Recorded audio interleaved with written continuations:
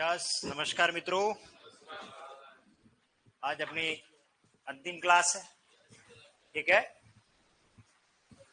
दो पार्ट बचे हमारे, लोकोक्ति, मुहावरे और पर्यायवाची शब्द, ठीक है। खास तो पहले लोकोक्ति और मुहावरे के बारे में क्या कहा जाता है वो थोड़ा उसके बारे में बता लेता हूं, फिर हम आगे चलते हैं।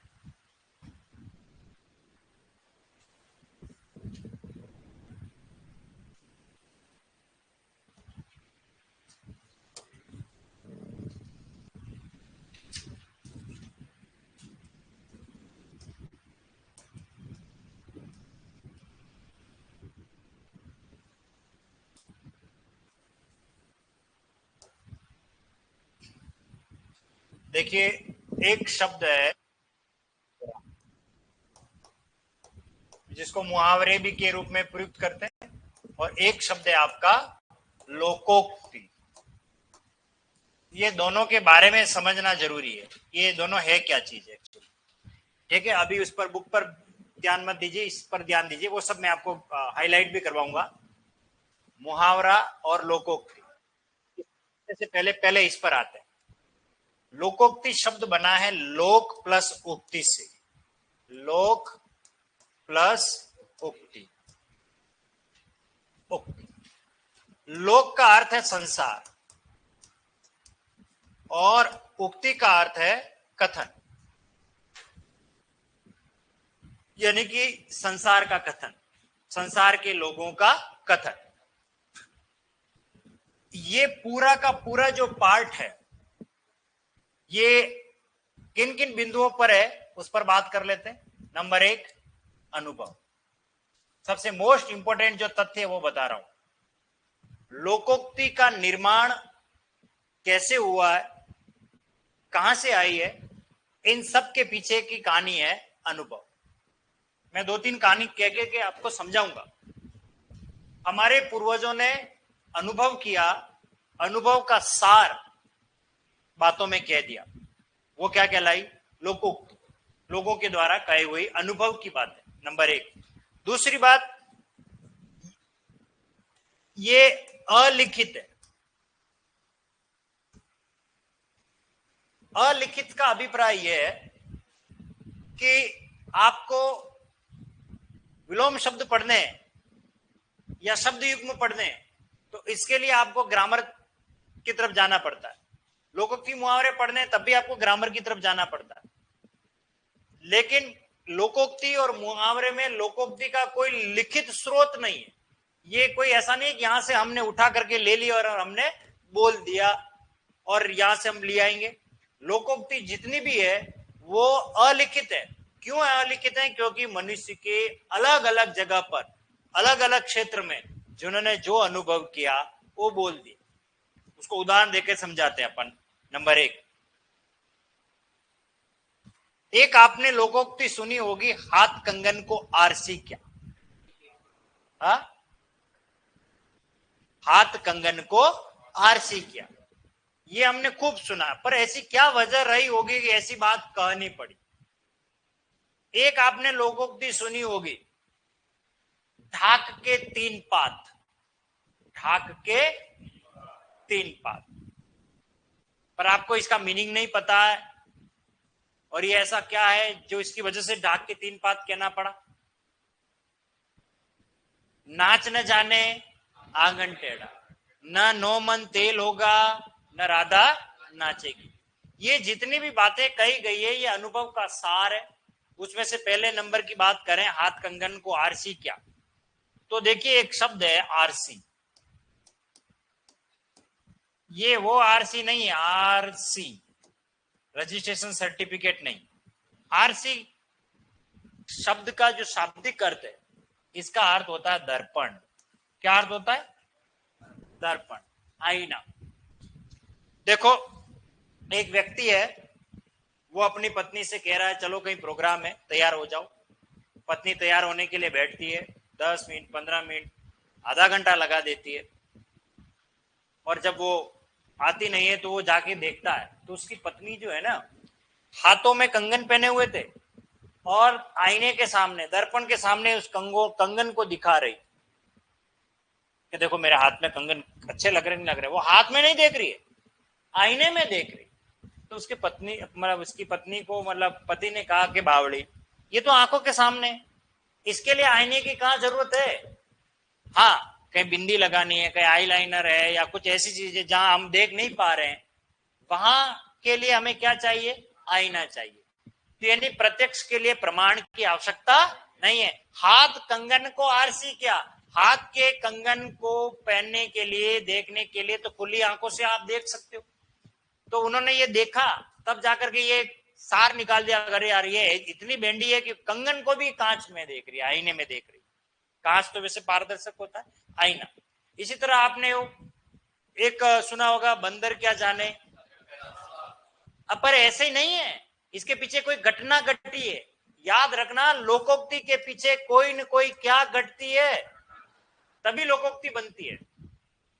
ये तथ्यात्मक बातें जब पूछेगी लोकोक्ति के संदर्भ में कौन सा कथन सत्य है कौन सा असत्य है, उस समय ध्यान रखना। लोकोक्ति के लिए कोई घटना घटती है, वो कैसे, देखिए किसान था, उसने खेती की टमाटर की। किसकी खेती की, टमाटर की खेती की। बढ़िया निराई गुड़ाई करके बढ़िया पौधा तैयार हो गया, समय आ गया, उस पर फूल आ गए, टमाटर लगने लग गए और बहुत अच्छी तरीके से उसकी फसल तैयार हुई, खूब टमाटर लगे। किसान मन ही मन प्रसन्न हुआ, खुश हुआ, बोले कि कल मैं आऊंगा और ये टमाटर मंडी में ले जाऊंगा, बेचूंगा, इतने टमाटर की आवक हुई है ना।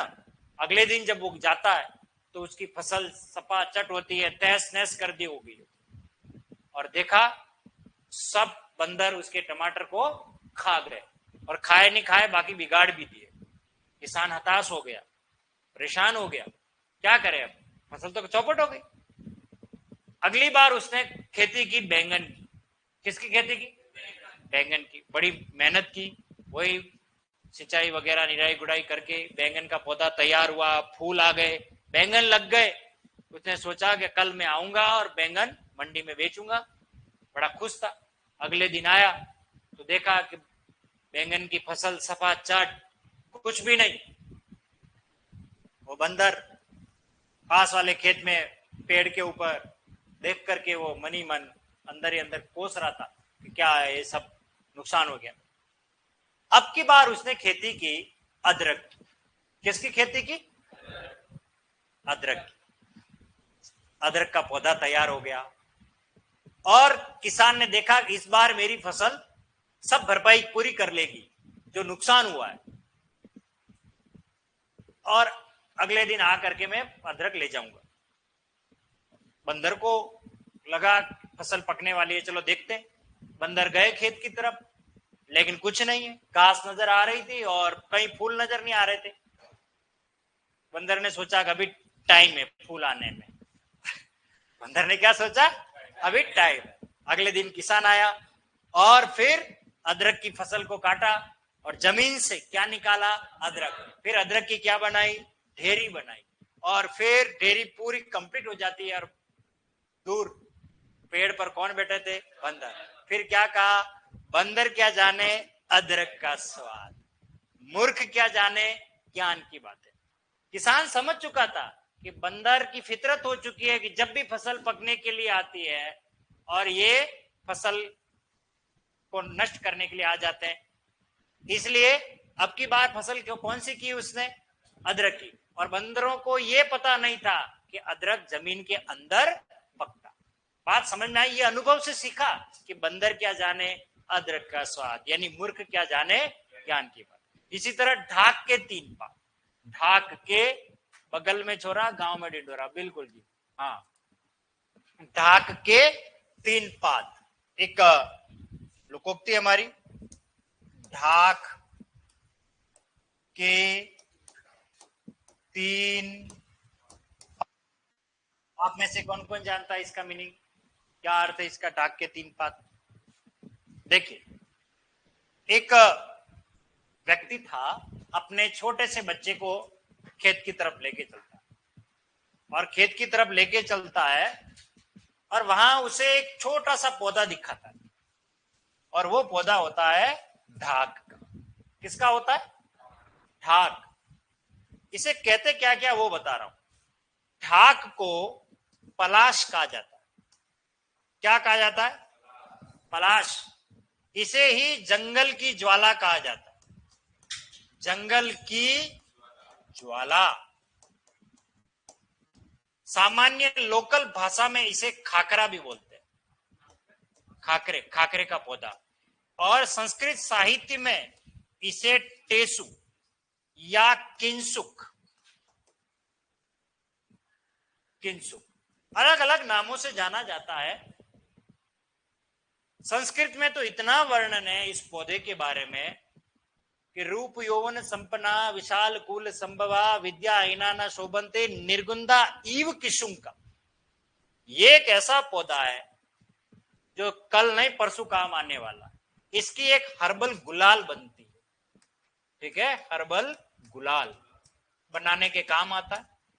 अब इसमें मैं इतनी बातें कर रहा हूं तो ये पौधा क्या है, किस तरीके का होता है, ये जब पूर्ण रूप से तैयार हो जाता है, इसके फूल खिलते हैं, लाल या पीले अलग अलग वर्ण के होते, लाल होते अक्सर, और पूरे पौधे पर फूल ही होते हैं, पत्ती एक भी नहीं रहती जब इसके ऊपर फूल खिलता है पूर्ण यौवन। इन फूलों की विशेषता है, इनमें कोई खुशबू नहीं होती, इनमें कोई खुशबू नहीं होती है। ये ढाक का पौधा होता है। अब होता क्या है, पिताजी ने उसको बताया बेटा ये ढाक का पादप है, पौधा है, इसके 3 पत्ते हैं। कितने पत्ते हैं? 3 ही पत्ते हैं। अब हम जब वापस आएंगे तो इसे 3 पत्ते ही रहेंगे, 3 से कभी चौथा पत्ता नजर नहीं आएगा। बच्चे ने आश्चर्य से कहा ऐसा कैसे? चलो ठीक है, घर पे चले गए। वो बच्चा बड़ा हुआ, 20-25 साल का हो गया, पूर्ण किशोर यौवनावस्था में आ गया। पिताजी ने कहा चल अपन चलते हैं आज। उसको लेके गए। वो पौधा भी जंगल में बड़ा हो गया, वो भी 20-25 साल की उम्र तक का हो गया पौधा। और पिताजी ने कहा देख ये पौधा बड़ा हो गया लेकिन अभी तक इसके 3 के 3 ही पत्ते, चौथा पत्ता नहीं आए। यानी कि 3 पत्ते हैं एक डाली में, उसके कितने पत्ते हैं? 3 पत्ते। तो बड़े बच्चे में बड़ा आश्चर्य हुआ, कौतूहल हुआ कि यार ऐसा नहीं क्या? मैंने कहा नहीं, मैं 40-50 साल बाद में देखूंगा। जब वो बच्चा 40-50 साल का हो गया तब जाकर के उसने उस पौधे को वापस देखा, तब भी उसके कितने ही पत्ते थे। तब फिर उसने एक सामान्यकरण किया, एक निर्णय लिया, यार ये पौधा ऐसा है जो जिंदगी में कभी 3 से चौथे पत्ते की तरफ बढ़ता ही नहीं, अपनी स्थिति से बदलता ही नहीं है, जैसा का जैसा ही नजर आ रहा है, जिसमें कोई परिवर्तन ही नहीं हो रहा है। जब किसी स्थिति का कोई परिवर्तन नहीं हो रहा होता, जैसे आजाद हुए हिंदुस्तान को कितने साल हो गए आपको पता है, और आज भी किसी गांव में लाइट नहीं है, इलेक्ट्रिसिटी नहीं है, और 10 साल पहले कभी कोई व्यक्ति गया वहां, आज भी उस समय भी इलेक्ट्रिसिटी नहीं थी और आज भी इलेक्ट्रिसिटी नहीं है। बोले यार इस गांव की स्थिति तो ढाक के 3 पात जैसी है, पहले भी नहीं थी और अभी भी नहीं थी। यानी जब कोई स्थिति में बदलाव नहीं होता उसके लिए ये सामान्यकरण हो गई, अनुभव के आधार पर बात कह दी गई, वो ये वाली बात। तो ढाक के 3 पात होना, गधे को मूर्ख कहने की रीति है। कभी भी जब भी किसी व्यक्ति को उपमा दी जाती है, मूर्ख है, पागल है, तो हम क्या कहते हैं? गधा है। क्यों कहते हैं? इसके पीछे क्या कहानी रही होगी? तो उसके पीछे कहानी रही होगी कोई न कोई। एक धोबी था, उसके गधा था, उसके ऊपर सामान लादा जाता था, और वो एक दिन गधे के ऊपर शक्कर डाल दी बोरी भर करके, और वो जा रहा है, गलती से एक नदी आ गई, नदी में उस गधे का पांव गलती से फिसल गया और वो गिर गया। गिरने पर शक्कर चाशनी बन गई, मतलब घुल गई, पानी में घुल गई। जब वो गधा उठता है तो उसका वजन क्या हो जाता है? कम। तो गधा बड़ा खुश होता है, वो अंदर ही अंदर दिमाग लगाता है कि पानी में मैं गिर गया तो मेरा वजन कम हो गया। इसका मतलब पानी में गिरने से वजन क्या हो जाता है? कम। नेक्स्ट टाइम, अगली बार उसके कंधे पर, उसके शरीर पर बोझा लादा गया नमक, और वो ले जा रहा है, वही फिर दूसरी बार वही नदी आ गई, नदी में जानबूझकर इस बार गधा गिर गया और वो नमक भी घुल गया। उसने कहा मेरा वजन तो हल्का हो गया। अब उसने ये बात सत्य मान ली, फैक्ट मान लिए कि अब पानी में गिरने से वजन हल्का होता है। ये बात धोबी को समझ में आ गई। बोला कि इसको सबक सिखाना पड़ेगा। अब की बार उसके कंधे पर लादा गया रुई। क्या लादी गई? रुई। अब गधा जा रहा है, उसने सोचा कि यार ये तो अभी इतना हल्का है, तो पानी में गिरने के बाद तो और हल्का हो जाएगा। और वो गया और पानी में गिरा। जैसे ही पानी में गिरा बेचारा उठ नहीं पाया, क्योंकि रुई में क्या घुस गया? पानी। वजन आ गया। तो ये मूर्खता का परिणाम है। पर इसको ये पता नहीं है कि पानी में कौन सी चीज घुलती है और कौन सी चीज नहीं घुलती, तो उसको नुकसान हुआ। तो ये भी चीज अनुभव से की गई है, ऐसे ही नहीं कही गई है। तो बहुत सी बातें हैं जो सारे अनुभव का सार है, वो है लोकोक्ति। और लोकोक्ति का दूसरा नाम है कहावत। क्या नाम है? कहावत भी कहा जाता है। ध्यान रखना, सबसे महत्वपूर्ण बात, लोकोक्ति अपने आप में पूर्ण वाक्य है। ये याद रखना, जब आपको सारगर्भित में तथ्यात्मक प्रश्न पूछे जाएंगे, लोकोक्ति के संदर्भ में कौन सा कथन सत्य है, कौन सा असत्य है, तो ध्यान रखना लोकोक्ति अपने आप में पूर्ण वाक्य है। इसका जब भी प्रयोग करते हैं तो वैसा का वैसा ही प्रयोग करते हैं, इसमें चेंज नहीं करते। कैसे? देखिए, अब आप बात करते हैं 9 2 11 होना, ये लोकोक्ति नहीं है, मुहावरा। अब आप सोच रहे होंगे सर मुहावरे और लोकोक्ति को हम पहचाने कैसे? तो 2-3 बातें ही है, ज्यादा इसमें उलझना नहीं है। मुहावरा एक अरबी फारसी भाषा का शब्द, ये विदेशों से हमने लिया है मुहावरा शब्द। इसका अर्थ है अभ्यास या बातचीत। इस शब्द का मीनिंग बता रहा हूं, मुहावरा शब्द का अभ्यास या बातचीत। मनुष्य जब भी बातचीत करता है तो वो कई बार पूरी लंबी चौड़ी बात न करके लाक्षणिक बात कहने की कोशिश करता है। एग्जैक्ट बात न कह करके किसी का सहारा लेकर के वो बात कहने की कोशिश करता है, वो लाक्षणिक बात है। वो क्रियात्मक होती है। अर्थात क्रियात्मक का मतलब होता है अंत में ज्यादातर आपको नाम मिलेगा, अंगूठा दिखाना, अंक भरना, 9 2 11 होना। अंत में क्या आ रहा है? ना। पहचान के लिए बता रहा हूं, अंत में जब ना मिले, क्रियात्मक बातें हो, वो मुहावरा है। लेकिन नाच न जाने आंगन टेढ़ा, अब ये लोकोक्ति है। ये क्या है? लोकोक्ति है। ये लोगों ने अनुभव करके बात कही होगी, काम ना आने पर बहाना बनाना, इसका मीनिंग है। अब देखिए, मुहावरे का जब प्रयोग किया जाता वाक्य में तो लिंग वचनानुसार इसमें परिवर्तन किया जाता है, लेकिन लोकोक्ति में नहीं किया जाता। ये ध्यान रखें, लोकोक्ति में परिवर्तन नहीं किया जाता। जैसी है वैसी की वैसी प्रयुक्त होती है। अब देखिए, चोर पुलिस को देखकर 9 2 11 हो गए। अब मैं 9 2 11 होना ऐसा नहीं बोल रहा हूं, 9 2 11 हो गए, ये मुहावरा है, इसमें हमने चेंज कर दिया। तो मुहावरा लिंग वचना अनुसार चेंज होता है और मुहावरा वाक्यांश होता है, वाक्य का अंश होता है। जबकि लोकोक्ति अपने आप में क्या होती है? पूर्ण वाक्य होती है। बात समझ में आ गई? अनुभव का सार कौन है? लोकोक्ति, जिसका दूसरा नाम क्या है? कहावत। ठीक है, ये सार गर्भित है, इसका कोई लिखित स्रोत नहीं है, कोई शास्त्रों में ये बात कही नहीं गई है। ठीक है, ये सब बातें मैंने आपकी जो पुस्तक है उसके अंदर मुहावरा वाला जो पार्ट स्टार्ट होता है वहां मैंने सारी बता रखी है। उस वाले पृष्ठ पर आइए, आप मुहावरे वाले पृष्ठ पर आइए और कहाँ है उसे अंडरलाइन करिए।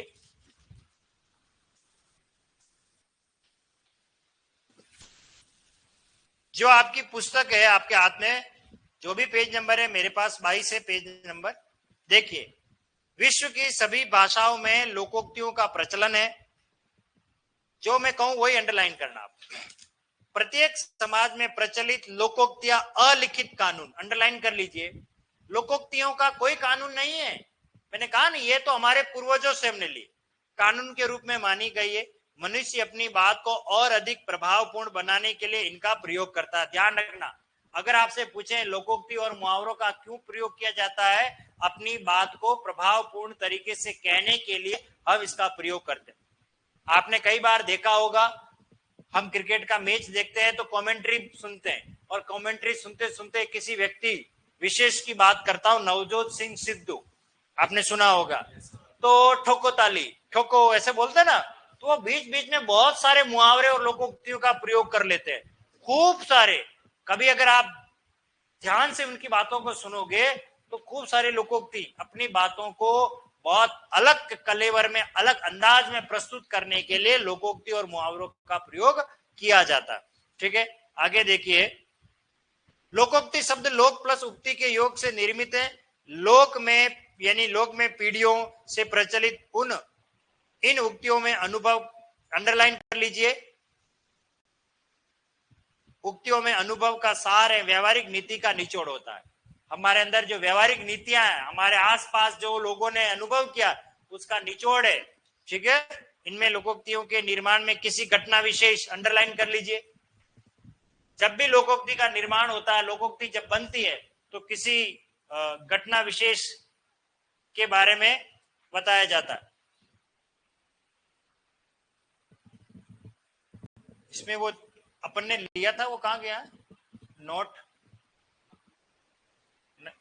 नहीं नहीं, मैंने तो ये लिया, उसके पहले से अपन ने लोकोक्ति मुहावरे खोल रखे थे। इसी में ही आएगा ना।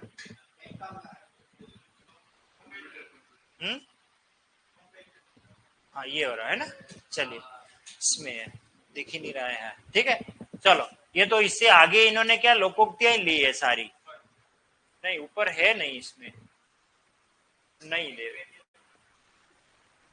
कोई बात नहीं, इस पर अपन बाद में बात कर लेंगे। मैंने ये इसीलिए कहा था कि पहले मुहावरे ले लीजिए, ताकि ये जो मैं बोल रहा हूं ये सारा मुहावरे वाले कॉलम है ना। चलो कोई नहीं, तो लोकोक्ति ये हो गया। इसका अगला पैराग्राफ देखिए, मुहावरा एक ऐसा वाक्यांश है, अंडरलाइन कर लो यहां से, मुहावरा एक ऐसा वाक्यांश है जिसका कोष्टक में देखो अर्थ क्या दे रखा है, बातचीत अभ्यास, जिसके प्रयोग से अभिव्यक्ति कौशल में वृद्धि होती है। यहां तक अंडरलाइन कर लीजिए।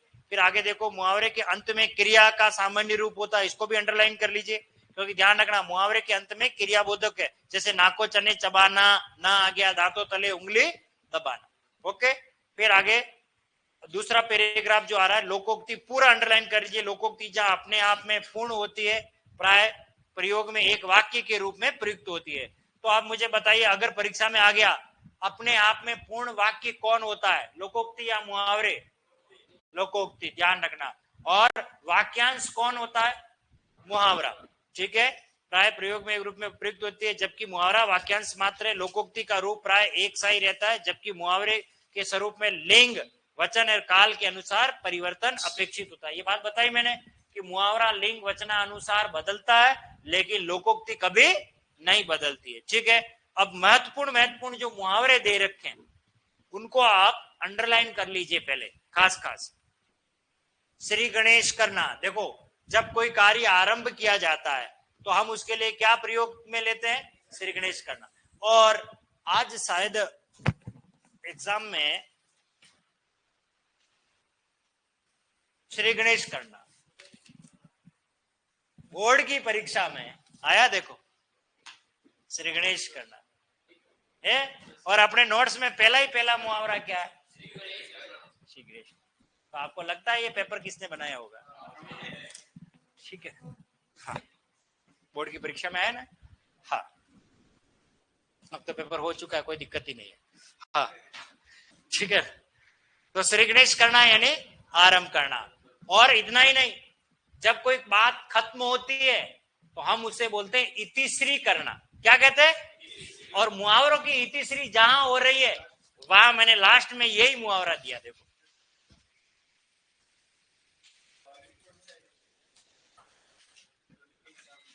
इतिश्री आ रहा, तो देखो सही जगह पर सही मुहावरा लगाया कि नहीं लगाया मैंने? अगर हम मुहावरे को श्री गणेश कर रहे हैं, मुहावरा पढ़ना आरंभ कर रहे हैं, तो श्री गणेश करना। जब कोई बात खत्म होती है तो हम उसे क्या कहते हैं? इतिश्री। चलिए वापस आ जाइए अपनी जगह, तो टिक कर लीजिए जो मुहावरा बोलो। मैं क्रम संख्या है आप लोगों के लिखी हुई, तो मैं सीधा क्रम भी बोलूंगा, और ताकि आप ढूंढते रहोगे कहां बोल रहे हो। मैंने क्या इसको हाईलाइट कर लिया, तो मुझे तो आसानी रहेगी, पर आपको पता नहीं है। तो चलिए, सबसे पहले नंबर पर श्री गणेश करना, दूसरा अपना उल्लू सीधा करना, पहले हम टिक कर लेते हैं फिर इस पर बात करेंगे। चौथे नंबर पर अपने मुंह मियां मिट्टू बनना, 10वें नंबर पर अंधे की लकड़ी होना, 42 पर आंखें तरेरना, 42 आंखें तरेरना, 43 44 सॉरी 43 नहीं 53 और 54 एक लाठी से हाँकना, एक आंख से देखना, 67 कूप मंडूक होना, 78 किम कर्तव्य विमूढ़, 78 किम कर्तव्य विमूढ़, 79 कमर कसना, 80 कोल्लू का बेल, 99 कब्र में पांव लटकना, 100 कलम तोड़ना, 112 पर गुदड़ी का लाल होना, 115 गंगा नहाना, 175 टट्टी की आड़ में शिकार खेलना, 179 ठकुर स्वाति बातें करना, 185 डेढ़ चावल की खिचड़ी पकाना, 196 तिलांजलि देना, फिर है 203 दूध का दूध और पानी का पानी करना, 217 दिमाग आसमान पर चढ़ना, 218 दांत काटी रोटी होना, 222 धूप में बाल सुखाना, 232 99 के फेर में पड़ना, 239 239 नाको चने चबाना, 246 पानी मरना, 252 पेट में दाढ़ी होना, 253 पैरों तले से जमीन खिसकना, 265 पेट काटना, 291 मुट्ठी गरम करना, रिश्वत देना, ये आरपीसी में आया हुआ है, 304 रंगा सियार होना, 322 शैतान के कान कतरना, 325 सिर हथेली पर रखना, सिर हथेली पर रखना, 328 सूरज को दीपक दिखाना दिखना, 328 नंबर ही तो ढूंढने आपको, 329 सब्ज बाग दिखाना, 337 सांप सचुंदर की गति होना, और 354 हाथ के तोते उड़ जाना, 359 हुक्का पानी बंद करना। हाँ एक मैंने इसमें वो कर दिया हुक्का पानी, 58 क्रम चेंज हो गया होगा, एक मैंने हटवा दिया था इसमें। 360 या अब आगे पीछे क्रम हो सकता है, एक आगे 360 बोलो तो आप 359 या 361 देख लेना, हथेली पर सरसों जमाना मिल गया, और 364 इतिश्री होना। ओके, अन्य महत्वपूर्ण मुहावरे आपकी किताब के पीछे एक और पेज है, देखो इस तरीके का एक और पेज नहीं है, तो ये पुराना एडिशन होगा, कोई बात नहीं, इसके अंदर कोई घबराने की जरूरत नहीं है अगर नहीं भी है तो। ये अन्य महत्वपूर्ण वही मुहावरे हैं जो मैंने अंडरलाइन करवाए, श्री गणेश करना, अपना उल्लू सीधा करना, अपने मुंह मियां मिट्टू बनना, कूप मंडूक होना, किम करते होना, कब्र में पांव लटकना, ठकुर शिवाती, डेढ़ चावल तिलांजलि देना, धूप में बाल सुखाना, ठीक है ना, इतिश्री होना, ये वही है। ये मतलब पूरी किताब ना पढ़ो, जाते जाते इसी को ही पढ़ लेंगे हम, बात समझ में आ रही है ना, इसलिए मैंने अलग से दिए। अब आ जाइए लोकोक्ति वाले कॉलम पर।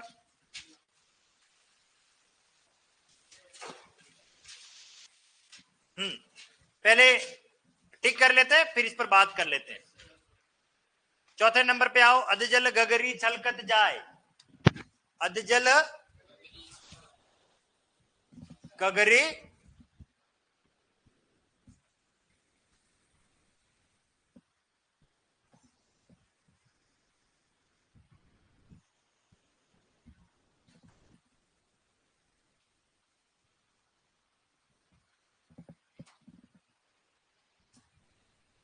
ठीक है, अधजल गगरी छलकत जाए। नंबर 8 पे आओ, अब पछताए होत क्या जब चिड़िया चुग गई। फिर 15 पे आओ, अपनी अपनी डपली अपना अपना राग। फिर आ जाइए 16, अंधा बाटे रेवड़ी फिर अपनों को दे। 19, आम के आम गुठलियों के दाम। 23, आए थे हरि भजन को ओटन लगे कपास। 26, 8 कन्नौजिए 9 चूल्हे। 29, पूतों का न लेना न मातों का देना। 31, ऊंट के मुंह में जीरा। 32, ओखली में सिर दिया तो मूसलों से क्या डरना, डर भी लिख सकते हो, कोई दिक्कत नहीं है। 35 एक अनार 100 बीमार। 39 एक तो करेला दूसरा नीम चढ़ा। 54 खरबूजे को देखकर खरबूजा रंग बदलता है।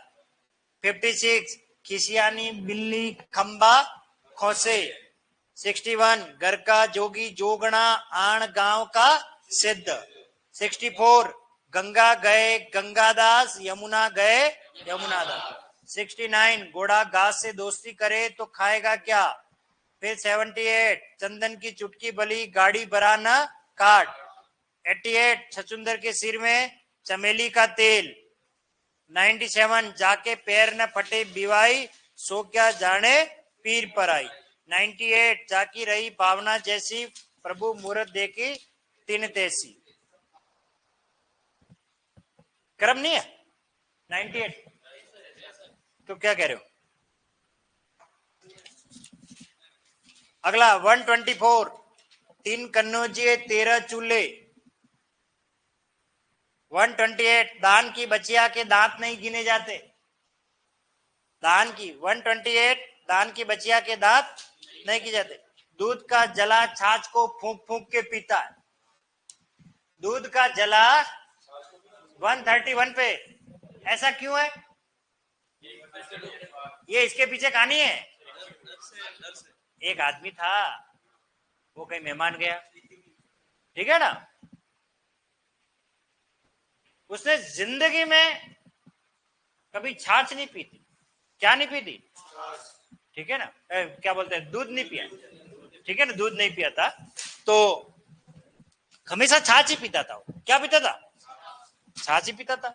तो किसी के घर के जाता है तो उसको क्या दिया जाता है, दूध, बड़ा गरम गरम सर्दियों के दिनों में। तो वो तो कभी दूध पिया ही नहीं है, दूध को उसने क्या समझा, और सड़ाक के देख के खींचा प्लेट में, तो बापड़े के होठ जल गए, है ना। तो उसको लगा यार ये क्या माजरा है, तो बोले कि ये तो दूध है, इसको फूंक मार के पीना पड़ता है, ठंडा हो जाता है, क्योंकि वो एक बार जल चुका है। फिर अगली बार जब गया तो गर्मी का टाइम था, बेचारे ने बढ़िया मस्त छाछ बनाई और छाछ दी, तो उसको लगा पहले मेरे मुंडा बड़ा हुआ है ना, तो और अब की बार छाछ दी, छाछ को भी क्या दे रहा वो, क्यों, क्योंकि उसको पता है कि पहले मैं एक बार धोखा खा चुका हूं, तो इस बार धोखा नहीं खाऊंगा। इसका मीनिंग है कि दूध का जला छाछ को फूंक फूंक के पीता है। इसलिए ध्यान रखना, एक बार धोखा खाया हुआ व्यक्ति दूसरी बार संभल के चलता है। कौन सा क्रम पे था ये, हाँ। अगला अब आ जाइए 133, 134, 135, 136। देव देव आलसी पुकारा, धोबी का कुत्ता, न घर का न घाट का, न नवमन तेल होगा, न राधा नाचेगी, न रहेगा बांस न बजेगी बांसुरी। 141 नीम हकीम खतरे की जान, नीम हकीम खतरे की जान, ठीक है। और अगला 145 900 चूहे खाके बिल्ली हज को चली। अगला ध्यान रखना 148 पराधीन सपने सुखनाई, बंदर क्या जाने अदरक का स्वाद, ठीक है, यानी कि 155 पे आ जाओ। 155 बंदर क्या जाने अदरक का स्वाद, अदरक का स्वाद। 157 बकरे की माँ कब तक खैर मनाएगी, बकरे की माँ कब तक खैर मनाएगी, हाँ मतलब मरण तो निश्चित है, संकट आना तो आएगा आएगा। अच्छा 159 बाप ने मारी मेंढकी न बेटा तीरंदाज, हाँ बाप ने मारी मेंढकी बेटा तीरंदाज। अगला 172 बिच्छू का मंत्र नहीं जाने और सांप के बिल में हाथ डाले ठीक है ना, योग्यता के अभाव में उलझन हो रहा है ना। 182 मन के हारे हार है मन के जीते जीत। 185 ये मुंह और मसूर की दाल। 186 मुफ्त का चंदन घिस मेरे नंदन, ओके। 201 पर सटे साठ्यम समाचरित, दुष्ट के साथ दुष्टता का व्यवहार। और 206 समरथ को नहीं दोष गुसाई, ठीक है। 209 सावन के अंधे को हराई हरा सुस्ता है। और 217 हल्दी लगे न फिटकरी रंग चोखा आए। अगला हाथ कंगन को आरसी क्या, 218 पे आओ। 219 हाथी के दांत खाने के और दिखाने के अलग, है ना। 220 होनहार बीरवान के होत चिकने बात, ये खास खास लोकोक्ति और मुहावरे जो मैंने ठीक कराए, इसमें कोई विशेष बात नहीं है बताने जैसी, इसको पढ़ना पड़ेगा।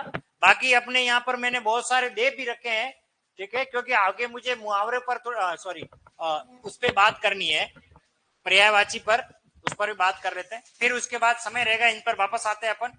ये सारे मुहावरे और लोकोक्तियां हमारी, ठीक है। हाँ, गंगा गए गंगादास, ठीक है, चोर चोर। अब सुनो, अब इसमें आपको किस प्रकार के प्रश्न बन सकते हैं उस पर भी बात कर लेते हैं। प्रश्न ये बनेगा, निम्नलिखित में से कौन से लोकोक्ति का अर्थ सुमेलित है या सुमेलित नहीं है। एक तो ये बनेगा। दूसरा ये बनता है, आजकल अर्थ नहीं पूछते, आपको लोकोक्ति और मुहावरे का ज्ञान है या नहीं, ये पूछते हैं। तो वो क्या देंगे देखने,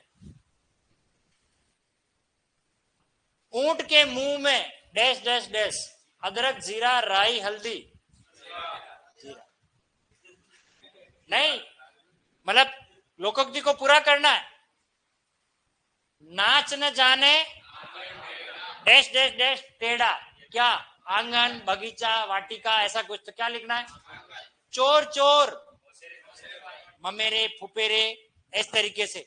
तो आपको अर्थ पूछा क्या, नहीं, आपको लोकोक्ति का नॉलेज है या नहीं, इसलिए मैंने जितनी लोकोक्ति लिखाई है सब पढ़ लेना, क्योंकि इस लोकोक्ति से कोई प्रश्न खाली लोकोक्ति से ही बनेगा, अर्थ नहीं आएगा। और डायरेक्ट लोकोक्ति के बारे में रिक्त से, जैसे गंगा गए गंगादास, फिर डैश डैश डैश गए कौन, जमुना गए जमुना दास, समझ में आ गया। तो इस तरीके के आपको पूछे जा सकते हैं। देखो ये आ गया, जैसे देखिए ये चोर चोर, ये रहा, फुपेरे भाई एक ममेरे भाई है, ठीक है ना। अब आ गया, छचुंदर के सिर में, तो हो सकता है मोगरे का, हो सकता है सरसों का, है ना। तो इस तरीके के प्रश्न पूछेंगे, ये ध्यान रखना। जहां काम आवे का करे करवाई, तो जहां काम आवे खेती पावड़ा कुदाली कुछ भी दे दे, बात समझ में आ गई ना। तो आपको ये चीज देखनी है कि क्या उसमें ये चमड़ी जाए पर दमड़ी न जाए, चलती का नाम, हो सकता है दो तीन कुछ भी लिख दे, बैलगाड़ी गाड़ी लाड़ी वैसे कुछ भी लिख दे, ठीक है ना। चंदन की चुटकी भली गाड़ी भरा न काट, काम की वस्तु भले ही थोड़ी हो लेकिन वो गुणवान है, बहुत काम की रहती है। और जो नहीं काम की वो गाड़ी भर के भी वो क्या काम की, यही है, अच्छी वस्तु थोड़ी भी हमारे लिए क्या है, भली है, ये ध्यान रखना। चींटी के पर निकलना, आपने दीमक टर्मिट देखा होगा, है ना, वो उसके पंख आते ही वो मर जाती है, ठीक है ना। चींटी के पर निकलना यानी कि बुरा समय आने पर पूर्व बुद्धि का क्या हो जाता है, नाश हो जाता है, ठीक है ना। चील के घोंसले में मांस कहाँ, भूखे घर में भोजन मिलना असंभव। चील के घर में मांस के टुकड़े, अरे चील तो मांसाहारी है, वो एक भी टुकड़ा रहने देगी क्या, नहीं। तो कहीं किसी के घर कुछ नहीं मिलता हो, है ना, कोई खाई खोड़ वाला हो, तो उसके लिए कहते हैं कि भूखे के घर भोजन मिलना असंभव है, चील के घोंसले में मांस कहाँ। इसमें यही दिक्कत है, बार बार इसमें ये लाना।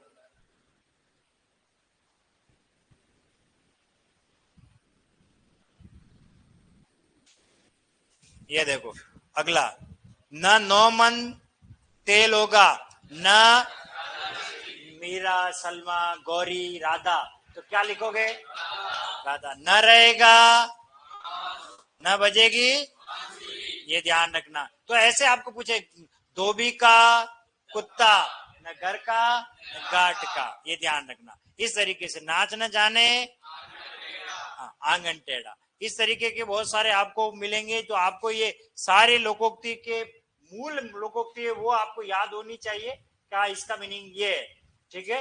कुछ खास खास मैंने इसमें बता भी दी है, बाकी आप इन लोगों को, इसको तो आपको पढ़ना ही पड़ेगा, क्योंकि ये देखो, सिर मुंडाते ही ओले पड़े, क्या मतलब है इसका, कोई काम शुरुआत करते ही विघ्न आ जाना, है ना। बेचारे बड़ी मुश्किल से सिर मुंडवाया और बाहर निकलते ही ओले पड़ने लगे टपाक टपाक, है ना, तो दिक्कत हो गई, है ना।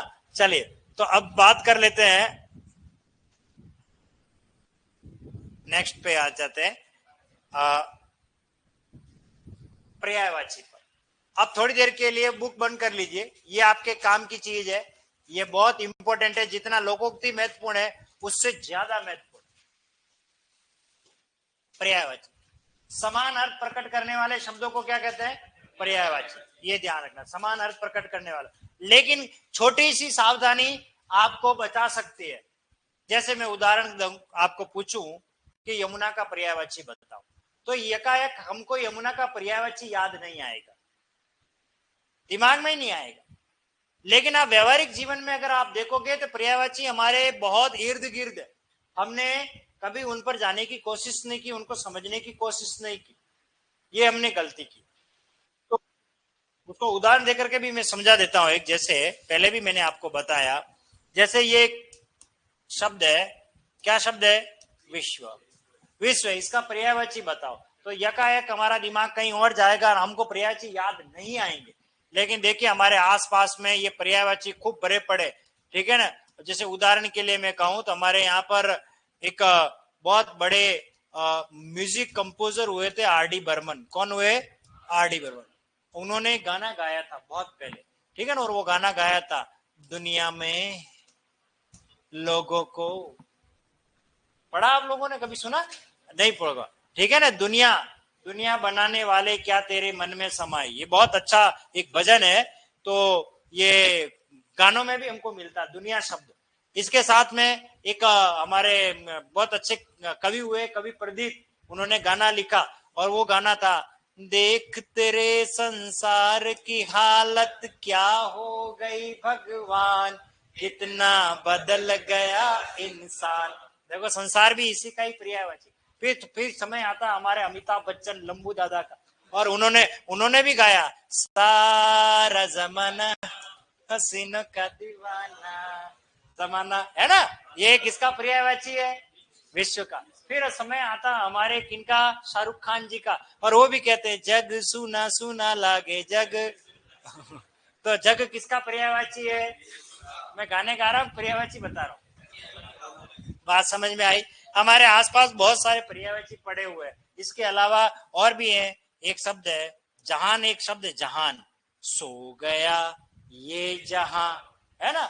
ये नील नितिन मुकेश का गाया हुआ गाना, ऐसे खूब सारे हैं ना, बहुत है। मित्र के भी देखोगे तो खूब मिले जाएंगे। जैसे ये मित्र है, मित्र के पर्यायवाची याद नहीं आते, लेकिन आपको देखिए बप्पी लेहरी ने अनिल कपूर पर एक गाना फिल्माया था, और वो गाना था, यार बिना चैन कहाँ रे, सोना नहीं चांदी नहीं यार तो मिला यार, अरे प्यार कर ले, वो पूरा ज्ञान।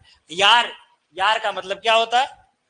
हाँ। फिर एक बहुत पहले मूवी आई थी, राज कपूर द्वारा बना गई थी, उसमें वो गाना आता है, दोस्त दोस्त ना रहा, प्यार प्यार ना रहा। तो मित्र का पर्यायवाची कौन है? दोस्त। और थोड़े दिन पहले अभी दीपिका पादुकोण की एक मूवी आई थी, कॉकटेल, कॉकटेल, और उसमें वो गाना आता है, तुम्ही बंधु तुम्ही सखा। सखा किसे कहते हैं? तुम्ही दिन चढ़े। सखा मित्र को ही कहते हैं। सखा 100 रुपए का बैलेंस लगा, बात करते हैं। सखा, ठीक है, सखा उसी को ही है। फिर अमिताभ बच्चन ने एक गाना गाया था, मीत न मिला मेरे मन का, अभिमान मूवी का, ठीक है ना। और मीत से ही बनता है, सुन मितवा ओ मितवा, लगान मूवी का गाना है ना। तो मित्र, दोस्त, यार, सखा सब किसके पर्यायवाची है? मित्र के पर्यायवाची। इसका मतलब ये है कि हमारे आसपास बहुत सारे शब्द है, हम उस पर कभी ध्यान नहीं देते। तो हमें शब्दों पर जाना चाहिए। पर आप भी क्या कर सकते हो, आपके सामने शब्द भी तो ऐसे ऐसे खतरनाक आते हैं जिसका कोई मीनिंग ही नहीं होता है, और वो शब्द ही हमारा मतलब व्याकरण तो बिगाड़ते बिगाड़ते हैं, हमारा बोलचाल का आसपास का वातावरण भी खराब कर लेते हैं। सभ्यता नहीं होती उसमें, संस्कृति नहीं है उसमें, सभ्य माहौल नहीं होता। पहले की बात अलग थी, फिल्मी गानों की, मर्यादित प्यार होता था, एक डाल पे तोता एक डाल पे मैना, फिर भी दूर दूर है पर प्यार है ना। दूर दूर होते थे फिर भी प्यार है ना। और आजकल तो कुंडी ना खटकाओ राजा सीधे अंदर आओ। कहा मर्यादाओं को तार तार कर दिया, है ना। मर्यादा को तार तार कर दिया। गोली मार भेजे में भेजा शोर करता है ना। 4 बोतल वोट का काम मेरा रुक, जैसे कहीं वर्ल्ड कप लेकर के आया हो, ऐसा मतलब महिमा मंडन किया जा रहा है। तो मतलब है, मेरा पिया घर आया ओ राम जी, तो दूसरों का क्या, कहीं दूसरे के घर जाता है क्या? पिया घर ही तो आएगा, है ना। है ना।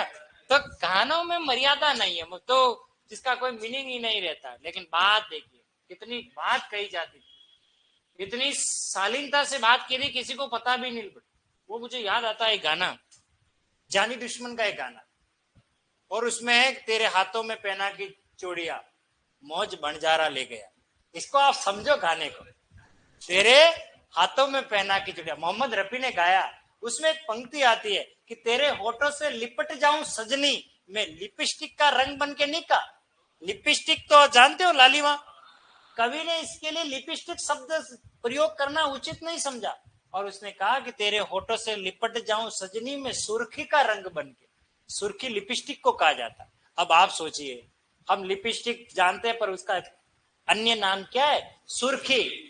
लालिमा लगाने वाली वो लाल ही होती थी, लेकिन आजकल लिपस्टिक नीली पीली हरी न जाने कैसी कैसी हो गई है। तो हाँ, काली भी होती है आजकल, बहुत गहरी भी हो गई है।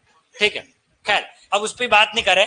चलिए, तो सबसे पहले पर्यायवाची के अंदर आपको विशेष तौर से जो ध्यान देना है वो क्या है? इसका बड़ा रोल है।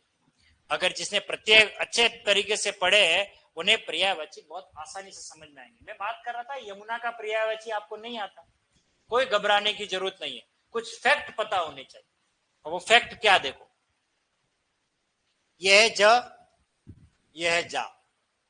ज का अर्थ है जन्म लेने वाला, जा का अर्थ है जन्म लेने वाला, लेने वाली। जा का मीनिंग है जन्म लेने वाली। हमें इतना पता होना चाहिए, यमुना सूर्य की पुत्री है। यमुना किसकी पुत्री है? सूर्य की। तो सूर्य के जितने भी पर्यायवाची है उसके पीछे जा लगा लो। जैसे सूर्य को कहा जाता है अर्क, सूर्य को कहा जाता है रवि, सूर्य को कहा जाता है भानु। ओके, अब देखिए आपको परीक्षा में उलझाया जा सकता, कुछ भी नहीं करना। ये बन गया अर्कजा, ये बन गया रविजा, ये बन गया भानुजा। यानी अर्कजा का मतलब होता है सूर्य की पुत्री, भानुजा का मतलब होता है सूर्य की पुत्री। तो हमें यह पता होना चाहिए कि जब जब सूर्य के पर्यायवाची में जा लगेगा तो किसके पर्यायवाची बनेंगे?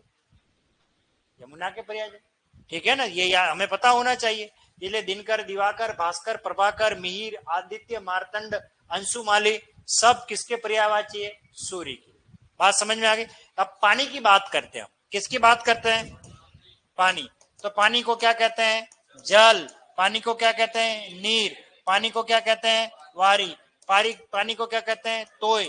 पानी को क्या कहते हैं? अंबु। जल, नीर, वारी, तोय, अंबु, सलील, पन, आप सब पानी के पर्यायवाची है।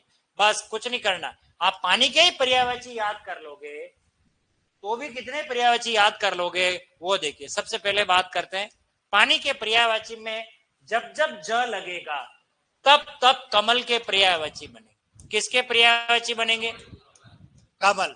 जैसे जल में ज लगने से क्या बना? जलज। नीर में ज लगने से नीरज। वारी में ज लगने से वारी, तोयज, अम्बुज। कितना आसान हो गया, पानी के पर्यायवाची में ज लग गया। पानी के ही पर्यायवाची में जब जब द लगेगा तो बादल के पर्यायवाची बनेंगे। किसके पर्यायवाची? तो ये देखिए, ज, ल, द, नी, र, द, वा, री, द, अम्बुद। अब हो सकता है आपको जलज और जलद में अंतर पूछ ले शब्द युग्म के अकॉर्डिंग, तब भी हम उत्तर दे सकते हैं। तो पानी के पर्यायवाची में द लगने पर किसके पर्यायवाची बनते हैं? बादल के। ठीक है, फिर बात करते हैं आगे। पानी के ही पर्यायवाची में जब जब दी लगेगा, क्या लगेगा? दी। दी का अर्थ है धारण करने वाला। द का मतलब है देने वाला। जल को देता कौन है? बादल। ज का मतलब है जन्म लेने वाला। पानी से जन्म कौन लेता है? कमल। धी का मतलब धारण करना। जैसे जल धी, जो जल को धारण करता है, समुद्र। यानी संसार की तमाम नदियों का जल कहां जाके समाहित होता है? समुद्र। तो जलधि, वारिधि, नीरधि, तोयधि, अंबुधि सब किसका पर्यायवाची है? समुद्र के ही पर्यायवाची सारे के सारे। इसके अलावा और आगे चलते, पानी के ही पर्यायवाची में स्विनी लगा लो। जलस्विनी, पयस्विनी, नीरस्विनी। स्विनी का अर्थ है बहने वाली, जो जल को बहा कर लेके जाती है। जल को बहा करके कौन ले जाती है? नदी। ये नदी का पर्यायवाची है। ये कंसेप्ट, ये फैक्ट हमें पता होने चाहिए, किसके जुड़ने से क्या शब्द बनता है और किस तरीके के पर्यायवाची बनते हैं। ठीक है, इसी तरह पृथ्वी की बात करें, भू, भूमि, धरा, वसुंधरा, पृथ्वी, मही, धरती, धरित्री, ये सब किसके? धरती के पर्यायवाची के, पृथ्वी के पर्यायवाची। तो ध्यान रखना, पृथ्वी के पर्यायवाची में जब जब पाल लगे या पति लगता है तो राजा के पर्यायवाची बनते हैं। जैसे भूपाल, महिपाल, भूपति, ये राजा के पर्यायवाची। इसी तरह का जब जब पृथ्वी के पर्यायवाची में देव लगे तो ब्राह्मण के पर्यायवाची बन जाते हैं। जैसे भूदेव, महिदेव, क्योंकि भूदेव यानी पृथ्वी का देवता माना गया ब्राह्मण को। ठीक है ना, तो ये आपको पता होना चाहिए। अगर सूर लग जाए, सूर यानी देवता, जैसे भूसूर, ठीक है ना, महिसूर, ये भी ब्राह्मण को ही कहते हैं। तो ये चीज हमें क्लियर होनी चाहिए। इसी तरह रात्रि की बात करें, रात्रि को क्या कहते हैं? रात, निशा, यामिनी, ऐसे कई उनके पर्यायवाची है। अब इसमें चर लगा दो, जैसे निशाचर, रात्रिचर, तो राक्षस के पर्यायवाची बन जाएंगे। किसके पर्यायवाची बन जाएंगे? क्योंकि राक्षस कब विचरण करते हैं? रात को विचरण करते हैं। तो पर्यायवाची का बड़ा रोल है, प्रत्यय का बड़ा रोल है पर्यायवाची के अंदर। खास खास पर्यायवाची कौन कौन से, पहले उसको अंडरलाइन कर लीजिए आप। ठीक है, कौन कौन से हमारे बुक में है?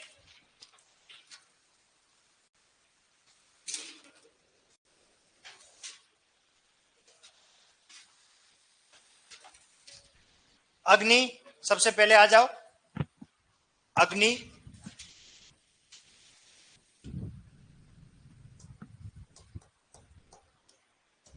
अग्नि, ठीक है। फिर उसके बाद तीसरे नंबर पे आ रहा अमृत, इसमें क्रम नहीं दिया मैंने, अमृत, ठीक है, क्रम। फिर उसके बाद दो को छोड़ करके आगे देखो, अश्व, मिल गया।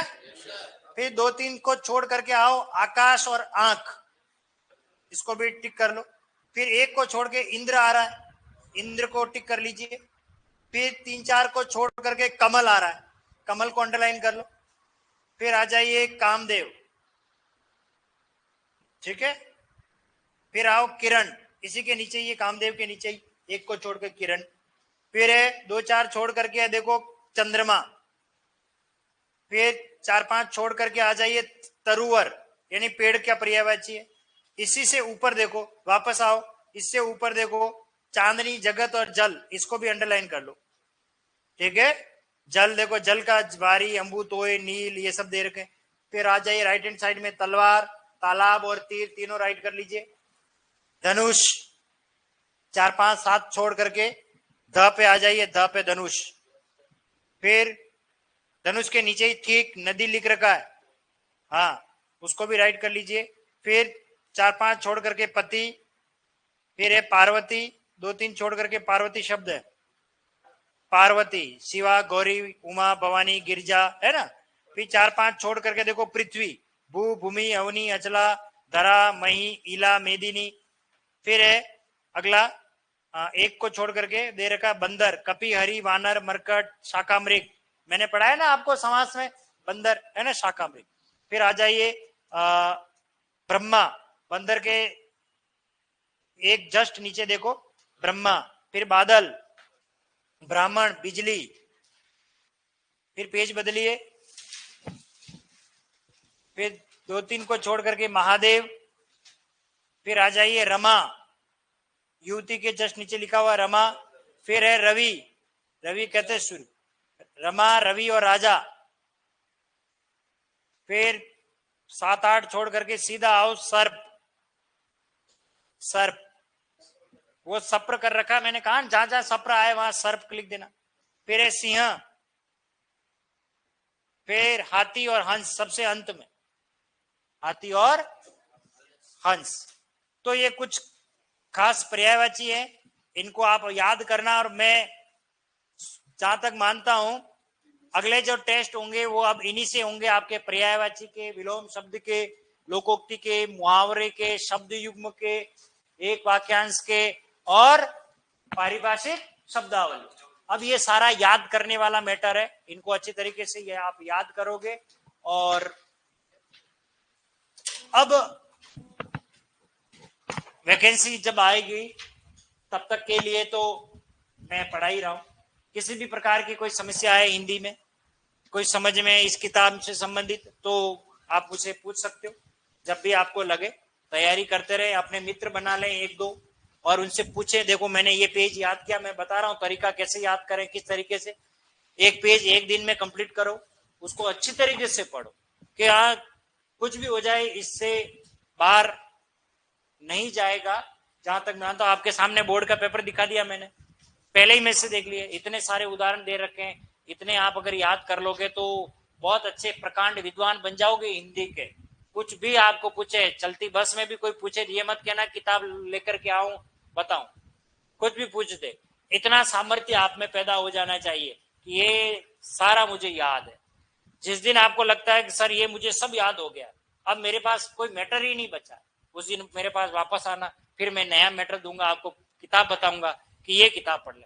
किसी किताब को मैं जाने की आवश्यकता नहीं है, अनावश्यक भ्रमित नहीं हुए, दिग्भ्रमित कि मैं ये भी पढ़ लू ये भी पढ़ लू। याद रखना, ज्यादा हरी घास में गधा भूखा मरता है।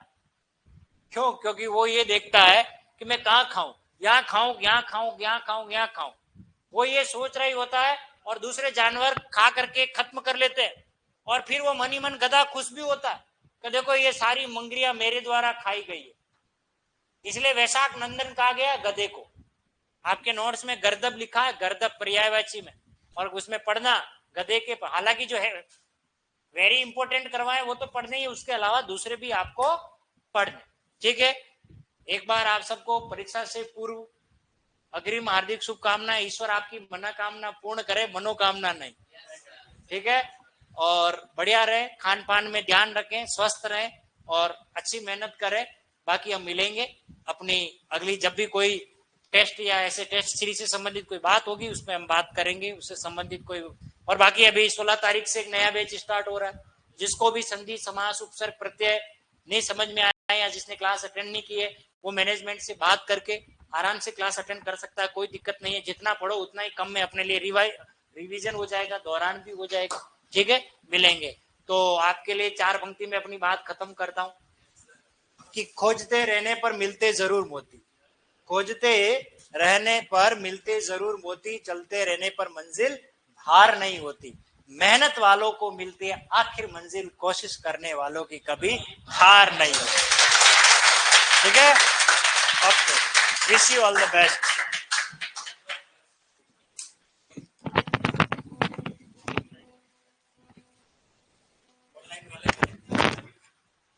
अब कोई क्लास है आपके?